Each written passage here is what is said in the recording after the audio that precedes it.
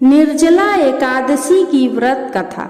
एक समय भीमसेन व्यास जी से कहने लगे कि हे पितामह, भ्राता युधिष्ठिर, माता कुंती, द्रौपदी, अर्जुन, नकुल और सहदेव आदि सब एकादशी का व्रत करने को कहते हैं, परंतु महाराज मैं उनसे कहता हूँ कि भाई मैं भगवान की शक्ति पूजा आदि तो कर सकता हूँ, दान भी दे सकता हूँ, परंतु भोजन के बिना नहीं रह सकता।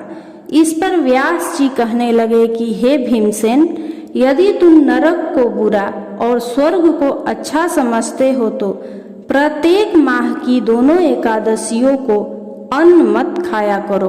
तब भीम ने कहा कि हे पितामह, मैं तो पहले ही कह चुका हूँ कि मैं भूख सहन नहीं कर सकता।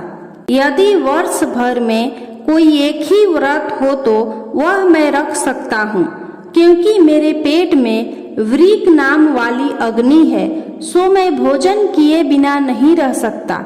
भोजन करने से वह शांत रहती है, इसलिए पूरा उपवास तो क्या, एक समय भी बिना भोजन के रहना कठिन है। अतः आप मुझे कोई ऐसा व्रत बताइए जो वर्ष में केवल एक बार ही करना पड़े और मुझे स्वर्ग की प्राप्ति हो जाए। श्री व्यास जी कहने लगे कि हे पुत्र, बड़े बड़े ऋषियों ने बहुत शास्त्र आदि बनाए हैं, जिससे बिना धन के थोड़े परिश्रम से ही स्वर्ग की प्राप्ति हो सकती है। इसी प्रकार शास्त्रों में दोनों पक्षों की एकादशी का व्रत मुक्ति के लिए रखा जाता है। व्यास जी के वचन सुनकर भीमसेन नरक में जाने के नाम से भयभीत हो गए और कांप कर कहने लगे कि अब क्या करूं? माह में 2 व्रत तो मैं कर नहीं सकता। हाँ, वर्ष में एक व्रत करने का प्रयत्न अवश्य कर सकता हूँ।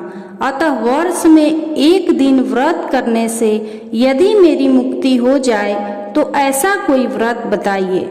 यह सुनकर व्यास जी कहने लगे कि वृषभ और मिथुन की संक्रांति के बीच ज्येष्ठ माह के शुक्ल पक्ष की जो एकादशी आती है उसका नाम निर्जला है। तुम उस एकादशी का व्रत करो। इस एकादशी के व्रत में स्नान और आचमन के सिवा जल वर्जित है। इस दिन भोजन नहीं करना चाहिए, क्योंकि भोजन करने से व्रत नष्ट हो जाता है। यदि मनुष्य एकादशी के सूर्योदय से लेकर द्वादशी के सूर्योदय तक जल ग्रहण न करे तो उसे सारी एकादशियों के व्रत का फल प्राप्त होता है। द्वादशी को सूर्योदय से पहले उठकर स्नान आदि करके ब्राह्मणों को दान आदि देना चाहिए। इसके पश्चात भूखे और सुपात्र ब्राह्मण को भोजन कराकर फिर स्वयं भोजन करना चाहिए। इसका फल पूरे 1 वर्ष की संपूर्ण एकादशियों के बराबर होता है। व्यास जी कहने लगे कि हे भीमसेन, यह मुझको स्वयं भगवान ने बताया है। इस एकादशी का पुण्य समस्त तीर्थों और दानों से भी अधिक है।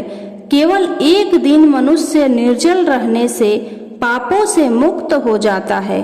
जो मनुष्य निर्जला एकादशी का व्रत करते हैं उनकी मृत्यु के समय यमदूत आकर नहीं घेरते, बल्कि भगवान के पार्षद उसे पुष्पक विमान में बिठाकर स्वर्ग को ले जाते हैं। अतः संसार में सबसे श्रेष्ठ निर्जला एकादशी का व्रत है, इसलिए यत्न के साथ इस व्रत को करना चाहिए। इस दिन ओम नमो भगवते वासुदेवाय मंत्र का उच्चारण करना चाहिए और गौदान करना चाहिए।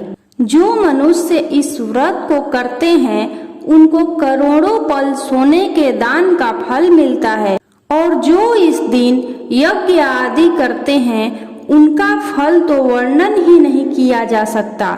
इस एकादशी के व्रत से मनुष्य विष्णु लोक को प्राप्त होता है।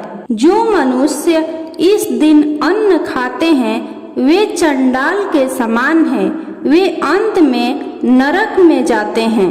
जिसने निर्जला एकादशी का व्रत किया है वह चाहे ब्रह्म हत्यारा हो, मदपान करता हो, चोरी की हो या गुरु के साथ द्वेष किया हो, मगर इस व्रत के प्रभाव से स्वर्ग जाता है।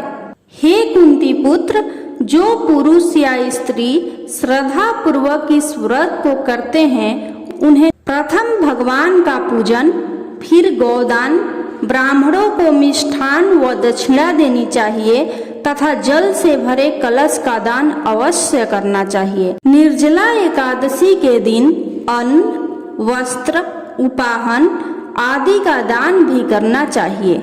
जो मनुष्य भक्ति पूर्वक इस कथा को पढ़ते या सुनते हैं उन्हें निश्चय ही स्वर्ग की प्राप्ति होती है। इस प्रकार व्यास जी की आज्ञानुसार भीमसेन ने इस व्रत को किया, इसलिए इस एकादशी को भीमसेनी या पांडव एकादशी भी कहते हैं।